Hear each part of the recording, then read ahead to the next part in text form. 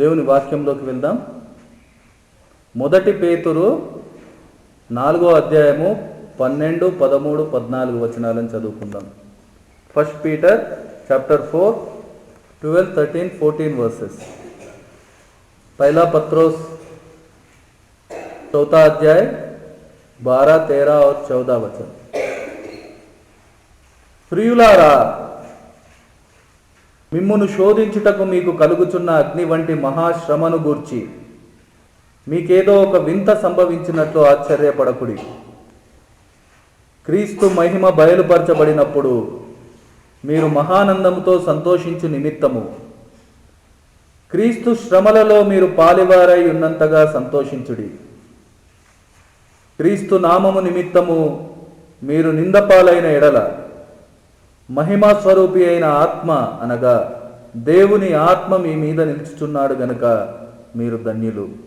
దేవుడు ఈ వాక్యములను దీవించునుగాక. ప్రియ సంగమా, ఈరోజు మరొకసారి దేవుడు శ్రమలను గూర్చి మాట్లాడుతూ ఉన్నారు. ఆ శ్రమల ద్వారా, ఆ శ్రమల యందు దేవుడిచ్చే సంతోషాన్ని గూర్చి వాక్యం మాట్లాడుతూ ఉంది.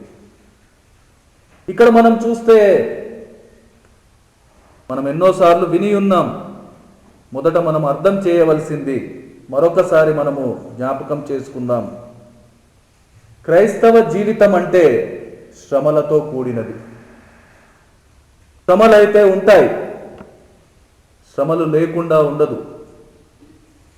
శ్రమలు లేకుండా క్రైస్తవ జీవితం కొనసాగించే వీలు లేదు.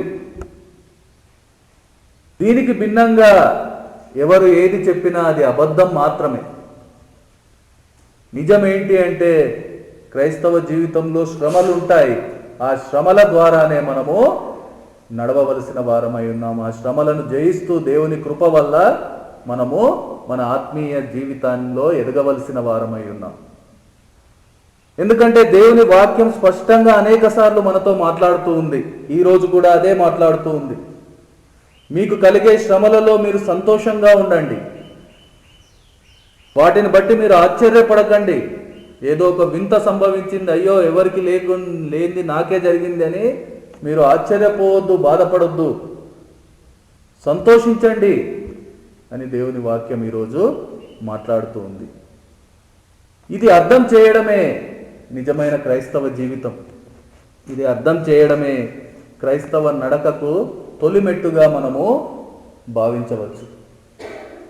ఎందుకనంటే చాలామంది ఇది అర్థం చేయలేక ఆ తొలిమెట్టు దగ్గరనే ఆగిపోతున్నారు. శ్రమలు ఎదురు కాగానే, శోధనలు ఎదురు కాగానే, ఇబ్బందులు రాగానే వెనుక అడుగు వేసేవారిగా ఉంటూ ఉన్నారు. అలా వెనుక అడుగు వేసే వారి కోసం, నడవలేని వారి కోసం ఈరోజు దేవుడు మరొకసారి ఈ మాటలు మాట్లాడుతూ ఉన్నారు. మిమ్మును శోధించుటకు మీకు కలుగుచున్న అగ్ని వంటి మహాశ్రమను గూర్చి మీకేదో ఒక వింత సంభవించినట్లు ఆశ్చర్యపడకుడి. క్రీస్తు మహిమ బయలుపరచబడినప్పుడు మీరు మహానందంతో సంతోషించు నిమిత్తము క్రీస్తు శ్రమలలో మీరు పాలివారై ఉన్నంతగా సంతోషించుడి అనే మాటని ఈరోజు దేవుడు మాట్లాడుతూ ఉన్నారు. ఇది మామూలుగా వినడానికి ఇబ్బందిగా ఉండవచ్చు. ఎందుకంటే ఏదైనా శ్రమ వచ్చిందంటే ఆ శ్రమ ద్వారా బాధ కలిగే వారి దగ్గర అది మీకోసం మంచిదే, దీనిలో మీరు సంతోషించండి, ఈ శ్రమను బట్టి మీరు సంతోషించండి అని చెబితే అది అనుభవించే వారికి కొద్దిగా ఇబ్బందిగా ఉండవచ్చు. కానీ అదే నిజం. ఎందుకంటే దేవుని మాట అదే చెప్తూ ఉంది. దేవుని మాట సత్యం. దేవుడు అదే చెప్తూ ఉన్నారు, మీరు మీ శ్రమలలో సంతోషించండి. ఎలా సంతోషించమంటున్నారు? క్రీస్తు శ్రమలలో మీరు పాలివారై ఉన్నంతగా సంతోషించండి. ఎందుకంటే ఆయన శ్రమలలో సంతోషించాడు. అలాగే మీరు కూడా ఆయన పాలివారుగా, మనం కూడా ఆయన పాలివారుగా శ్రమలలో సంతోషించవలసిన వారమై ఉన్నాం. రోమీలకు రాసిన పత్రిక 8:28లో మనం చూస్తాం, దేవుణ్ణి ప్రేమించు వారికి అనగా ఆయన సంకల్పం చొప్పున పిలువబడిన వారికి మేలు కలుగుటకై సమస్తమును సమకూడి జరుగుచున్నవని ఎరుగుదుము. మన జీవితంలో ఏది జరిగినా అది దేవుని చిత్తం, అది ఆయన సంకల్పం చొప్పునే జరుగుతుంది. అది శ్రమయే కావచ్చు, బాధ కావచ్చు, శోధన కావచ్చు, ఇంకేదైనా కావచ్చు, అది దేవుని చిత్తం ప్రకారము మన మేలుకే జరుగుతున్నదనేది మనము అర్థం చేయాలి. మనం దేవుని వాక్యాలను ధ్యానిస్తే శ్రమలలో దేవుడు దాచి ఉంచిన మేళ్ళు మనకు అనేకం కనిపిస్తూ ఉంటాయి. అందులో కొన్నిటిని మనం ఈరోజు గ్రహించడానికి, చూడడానికి ఇష్టపడదాం. వాక్యం ద్వారా మనం దాన్ని గ్రహించడానికి ఇష్టపడదాం. మొదటగా మనం చూస్తే న్యాయాధిపతులు 3వ అధ్యాయము మొదటి 2 వచనాలను మనం ఒకసారి చూద్దాం. Judges 3 1st and 2nd verse. ఇజ్రాయేలీయులకును కనానీయులకు జరిగిన యుద్ధములన్నింటినీ చూడని వారందరినీ శోధించి ఇజ్రాయేలీయుల తరతరముల వారికి అనగా పూర్వము ఆ యుద్ధములను ఏమాత్రమును చూడని వారికి యుద్ధము చేయ నేర్పునట్లు దేవుని కార్యం అక్కడ జరగడం మనం చూస్తూ ఉన్నాం. ఇక్కడ మనం చూస్తూ ఉన్నాం, దేవుడు ప్రతికూల పరిస్థితుల్లో ఎందుకు మనలను తీసుకువెళ్తూ ఉన్నారు, ఎందుకు ఈ శ్రమలలోకి, శోధనలోకి దేవుడు మనల్ని తీసుకెళ్తూ ఉన్నారు, ఎందుకు ఇబ్బందుల గుండా, ఇరుకు గుండా దేవుడు నడిపిస్తూ ఉన్నారనేది మనం చూడగలిగితే ఇక్కడ మనం చదివిన వాక్యంలో కనబడుతూ ఉంది. యుద్ధము చూడని వారికి యుద్ధము చేయ నేర్పడం కోసము అనే మాట మనం చూస్తూ ఉన్నాం. అంటే ఈ శ్రమలైతేనేమి, శోధనలైతేనేమి, ఇవన్నీ ఒక శిక్షణ కార్యంగా మనం అర్థం చేయాలి. యుద్ధానికి సంసిద్ధులుగా చేసే ఒక పనిగా, ఆ యుద్ధ విజయం పొందే ఒక మార్గంగా దేవుడు ఈరోజు మనకు శ్రమలను చూపిస్తూ ఉన్నారు. మనం చూస్తాం, సైనిక శిక్షణ, మిలిటరీ ట్రైనింగ్ గురించి ఒక్కసారి ఆలోచన చేస్తే ఆ మిలిటరీ ట్రైనింగ్ ఎంతో కష్టంగా కూడుకొని ఉంటుంది. ఎవరైతే ఆ ట్రైనింగ్ పీరియడ్ తట్టుకోగలుగుతారో వాళ్ళు మాత్రమే ఆ సైన్యంలో చేర్చబడతారు. వాళ్ళు మాత్రమే అక్కడ మంచి వాళ్ళు తట్టుకున్న పరిస్థితిని బట్టి వాళ్ళు అక్కడ ర్యాంక్ పొందగలుగుతారు. అలాగే ఒకవేళ ఆ ట్రైనింగ్కు భయపడితే, ఆ శిక్షణకు భయపడితే వాళ్ళు ఆ సైన్యంలో చేర్చబడరు, వాళ్ళ అనుకున్న గమ్యాన్ని చేరలేరు.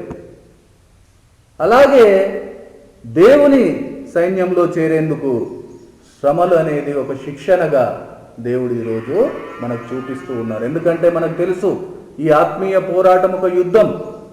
ఈ యుద్ధం చేయడం నేర్పడానికే దేవుడు ఈ శ్రమలను మనకు ఇస్తూ ఉన్నారు. ఇదే మనం దేవుని వాక్యం ద్వారా ఈరోజు అర్థం చేస్తున్నాం. ఎందుకంటే శిక్షణ లేకుండా యుద్ధంలో అడుగు పెడితే ఏం జరుగుతుంది మనకు తెలుసు.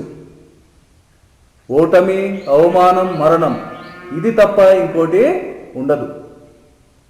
ఈ పరిస్థితి నుంచి మనల్ని తప్పించడానికే, ఏ ఒక్కరము ఓటమి చెందకుండా, అవమానం పొందకుండా, మరణం పొందకుండా విజయమై జీవించేదానికి దేవుడు చేసే ఒక శిక్షణ కార్యమే మన జీవితంలో ఆయన ఇచ్చే శ్రమలుగా ఈరోజు మనము అర్థం చేయాలి. ఇప్పుడు మనం చెప్పగలగాలి, ఈ శ్రమ అనేది ఇది మేలుకా లేకుంటే మనల్ని బాధ పెట్టడానిక, ఇది మనము అర్థం చేయాలి.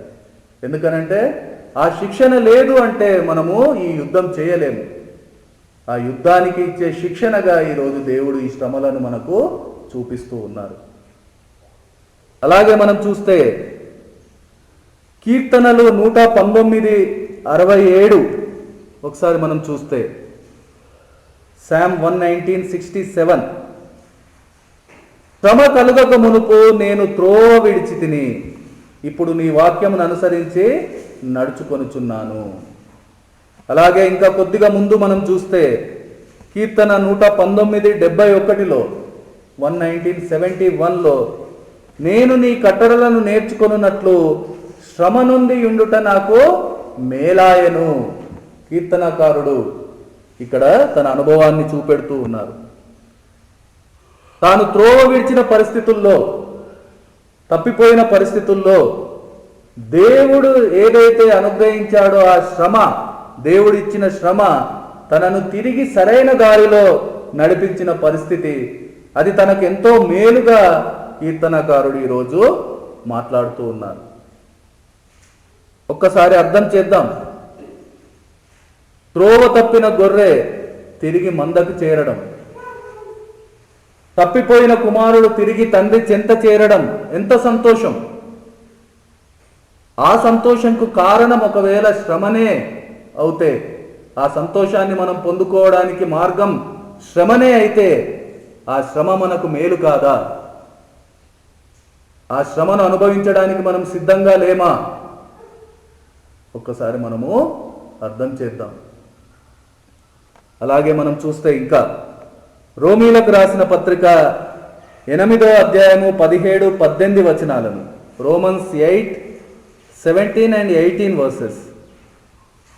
మనము పిల్లలమైతే వారసులం, అనగా దేవుని వారసులం, క్రీస్తుతో కూడా మహిమ పొందుటకు ఆయనతో శ్రమపడిన ఎడల క్రీస్తు తోడి వారసులం.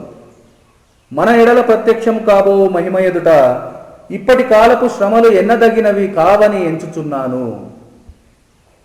ఇక్కడ చూస్తూ ఉన్నాం, ఒక గొప్ప ఆధిక్యత మనకు కనిపిస్తూ ఉంది.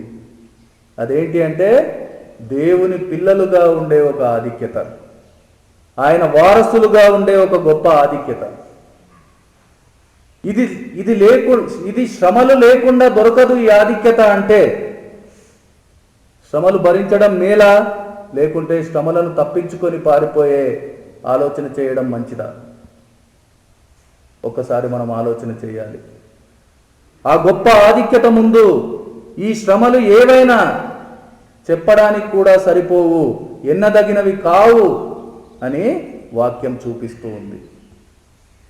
ఇంకా మనం చూస్తే 2 కొరింథీయులు 1:8-9 వచనాలు, 2 Corinthians 1:8 and 9 వర్సెస్. సహోదరులారా, ఆసియాలో మాకు తటస్థించిన శ్రమను గూర్చి మీకు తెలియకుండా మాకు ఇష్టం లేదు. అదేదనగా, మేము బ్రతుకుదమను నమ్మకము లేక ఉండునట్లుగా మా శక్తికి మించిన అత్యధిక భారము వలన కృంగిపోతిమి, మరియు మృతులను లేపు దేవుని యందే గాని మా యందే మేము నమ్మిక ఉంచకుండునట్లు మరణమగుదుమను నిశ్చయము మా మట్టుకు మాకు కలిగి ఉండెను. ఇక్కడ మనం చూస్తూ ఉన్నాం, తమ సొంత ఆలోచనలు, తమ శక్తి, తమ బుద్ధి, తమ బలం కాకుండా పూర్తిగా దేవుని మీద ఆధారపడే ఒక పరిస్థితికి కారణంగా తాము పొందిన శ్రమలను వాళ్ళు చూపిస్తూ ఉన్నారు. ఎందుకంటే ఈ శ్రమలు మమ్మల్ని ఎలా తయారు చేశాయంటే పూర్తిగా దేవుని మీద ఆధారపడేలా మమ్మల్ని మార్చాయి. మేము మా సొంతం మీద ఆధారపడకుండా దేవుని మీద ఆధారపడే ఒక పరిస్థితిని మాకు మా జీవితంలో ఇచ్చాయని వాళ్ళు చెప్తూ ఉన్నారు. ఈరోజు ముఖ్యంగా మనందరము ఆత్మీయంగా ఓడిపోవుటకు, నిరాశపడుటకు, పడిపోవుటకు, తప్పిపోవుటకు ప్రధానమైన కారణం స్వంతం మీద ఆధారపడడం. ఇదే ఈరోజు ప్రతి ఆత్మీయ జీవితానికి ఒక పెద్ద అవరోధంగా కనిపిస్తూ ఉంది. దీన్ని తప్పించుకోవడం మనతో అవడం లేదు. ఎందుకంటే మనం అనేక సార్లు ప్రయత్నం చేస్తున్నాం. మనకు తెలుసు దేవుని మీద ఆధారపడడం తప్ప ఇంకో మార్గం లేదు. మన ఆలోచన, మన బుద్ధి, మన ప్రణాళికలు, మన శక్తి దేనికి పనికిరావని మనకు తెలుసు.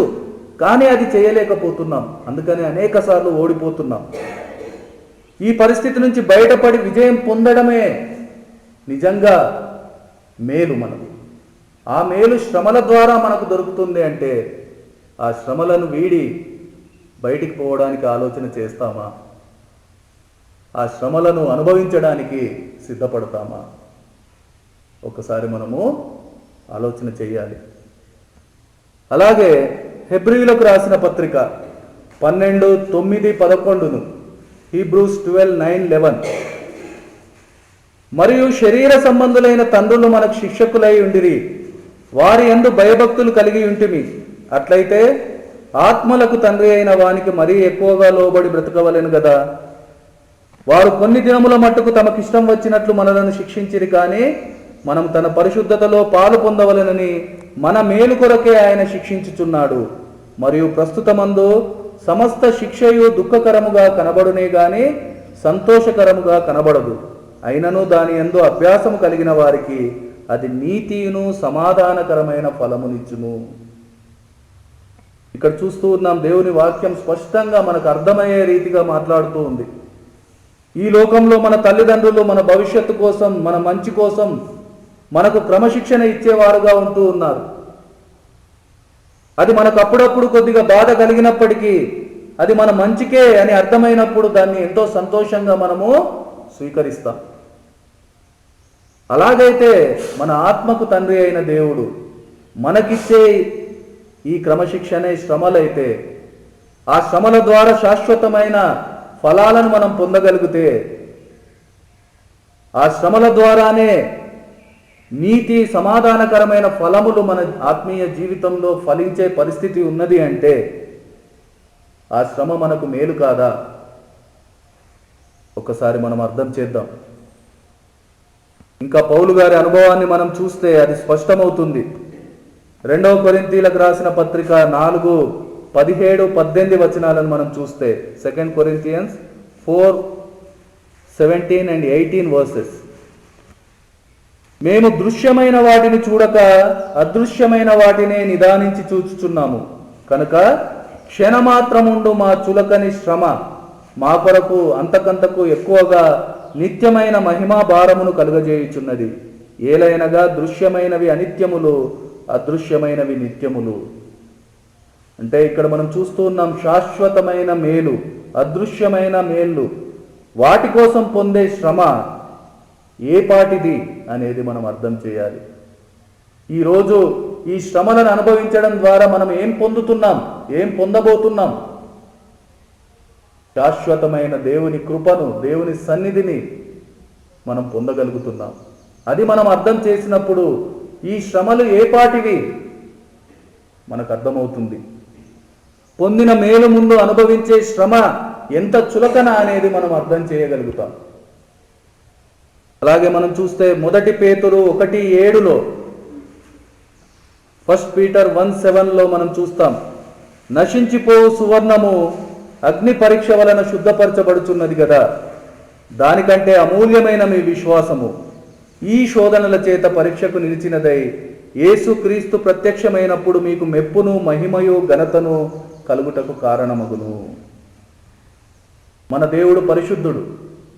ఆయన చెప్పారు, నేను పరిశుద్ధుడను, నా పిల్లలైన మీరు పరిశుద్ధులై ఉండుడి అని చెప్పిన గొప్ప దేవుడు ఆయన.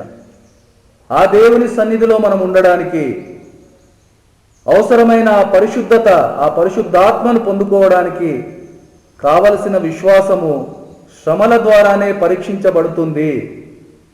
ఆ పరీక్షలో గెలవడము, నిలవడము ప్రభు యేసు ప్రత్యక్షతను మనకు అనుగ్రహిస్తుంది. అంటే ఆ ఘనతకు, ఆ మహిమకు కారణమైన శ్రమ మనకు మేలు కాకుండా ఎలా ఉంటుంది? ఒక్కసారి మనము ఆలోచన చేద్దాం. ఎందుకంటే ఈ శ్రమలు మనకేమిస్తున్నాయి? ఆ ప్రభు ప్రత్యక్షతను మనకు అనుగ్రహిస్తూ ఉన్నాయి. ఆ మహిమకు కారణం, ఆ ఘనతకు కారణంగా ఈరోజు దేవుడు ఈ శ్రమలను మన ముందు ఉంచుతూ ఉన్నాడు. అలాగే మనం ఇంకా చూస్తే 2 కొరింథీయులకు రాసిన పత్రిక 1:4-5 వచనాలను మనం చూస్తే 2 Corinthians 1:4 and 5. దేవుడు మమ్మును ఏ ఆదరణతో ఆదరించుచున్నాడో ఆ ఆదరణతో ఎట్టి శ్రమలలో ఉన్నవారినైనను ఆదరించుటకు శక్తి గలవారమగునట్లు ఆయన మా శ్రమ అంతటిలో మమ్మును ఆదరించుచున్నాడు. క్రీస్తు యొక్క శ్రమలు మా యందు ఎలాగూ విస్తరించుచున్నవో అలాగే క్రీస్తు ద్వారా ఆదరణయు మాకు విస్తరించుచున్నది. ఇక్కడ శ్రమల ద్వారా ఇంకొక మేలును మనం చూస్తూ ఉన్నాం. అదేంటంటే ప్రభు యేసు చెప్పారు, అవసరంలో ఉన్న సహోదరుణ్ణి ఆదరించడం తనను ఆదరించడంతో సమానమని ప్రభు యేసు చెప్పారు. అలా చేయగలిగిన వాళ్ళే తన తండ్రి రాజ్యాన్ని స్వతంత్రించుకుంటారని దేవుని వాక్యం చెప్తూ ఉండగా, ఈరోజు మనం ఒకసారి అర్థం చేద్దాం. దేవుని ఆదరణ పొందుకోవడం ఆ ఆదరణ ఇతరులకు పంచడం ఎంత గొప్పతనము. ఆ గొప్ప స్థితిని మనకు అనుగ్రహించేది శ్రమలే అని దేవుని వాక్యం మనతో మాట్లాడుతూ ఉండగా, ఆ శ్రమ ఎంతైనా ఏదైనా అది మనకు మేలుకరం కాదా? ఎందుకు మనం శ్రమలను చూసి భయపడేవారిగా, వెనకడుగు వేసేవారిగా, పడిపోయేవారిగా, తప్పిపోయేవారిగా ఉంటూ ఉన్నాం? ఒకసారి మనము ఆలోచన చేద్దాం. ఇంకా మనం చూస్తే ఫిలిప్పీలకు రాసిన పత్రిక 1, 12, 13, 14 వచనాలు. ఫిలిపియన్స్ 1:12-14. సహోదరులారా, నాకు సంభవించినవి సువార్త మరీ ఎక్కువగా ప్రబలమగుటకే సమకూడనని మీరు తెలుసుకొన కోరుచున్నాను.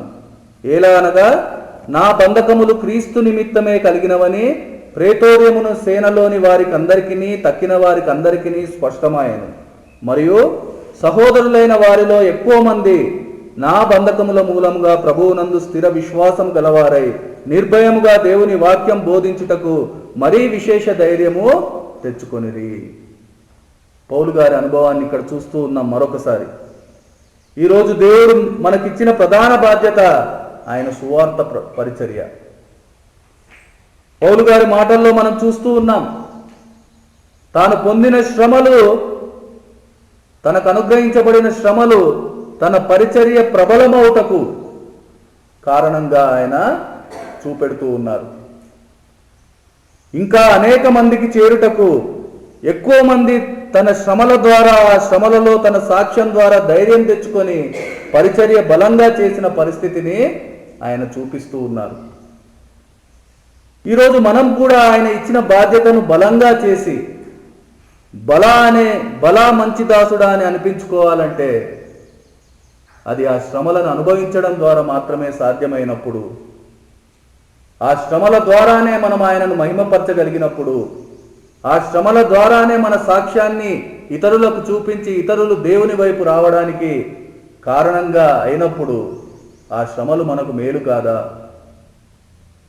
ఒకసారి మనము ఆలోచన చేద్దాం.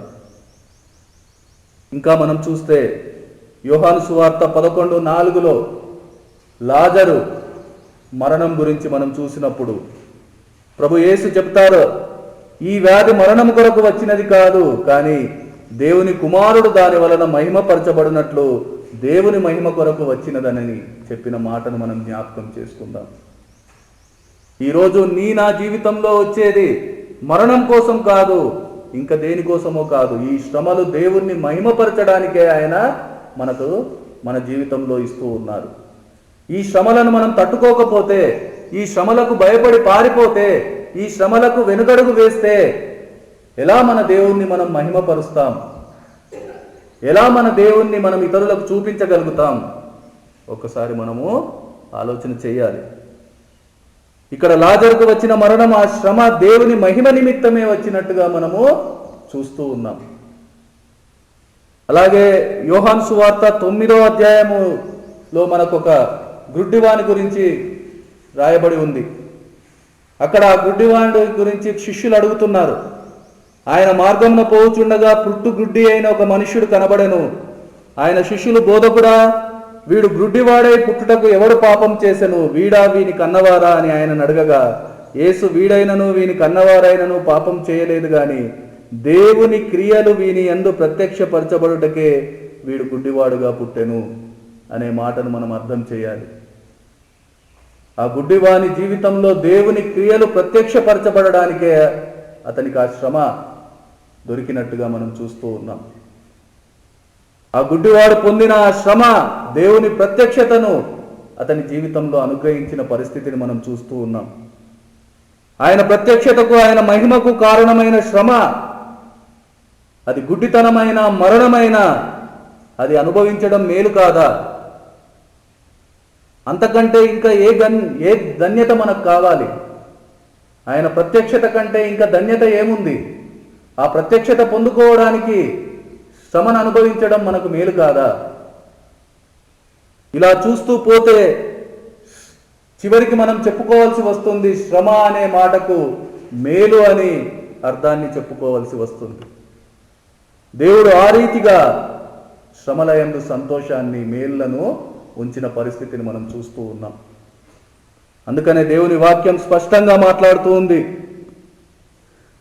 నా సహోదరులారా, మీ విశ్వాసమునకు కలుగు పరీక్ష ఓర్పును పుట్టించునని ఎరిగి మీరు నానా విధములైన శోధనలలో పడినప్పుడు అది మహానందమని ఎంచుకొనుడి.